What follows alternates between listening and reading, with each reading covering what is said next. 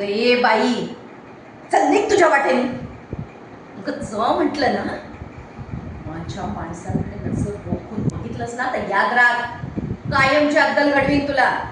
अगं हो हो, मी चांगल्याशी साखरेसारखी गोड आणि वाईटाशी कारल्यासारखी कडूच आहे म्हटलं.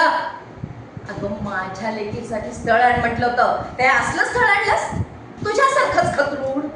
अगं जा ग जा, पण तुझ्यासारख्या 56 बायका आल्या आम्हाला शहाणपणा शिकवायला. आम्हाला हलक्यात घेऊ नकोस हं. माझ्या श्रुतीसाठी लाख लाख पगार कमवणारी मुलं आली होती सांगून, पण एकालाही भीक नाही घातली. माझ्या पोरीसाठी करोडोत एक पोरगा पाहिजे. माझ्या पदरी ध्यान पडलं ना, तसं श्रुतीच्या बाबतीत व्हायला नको. आणि हे ध्यान बसलंय इलेक्ट्रॉनिक्सच्या दुकानावरती टिमक्या मिरवीत सगळीकडे फिरत, पण त्याचा काय उपयोग?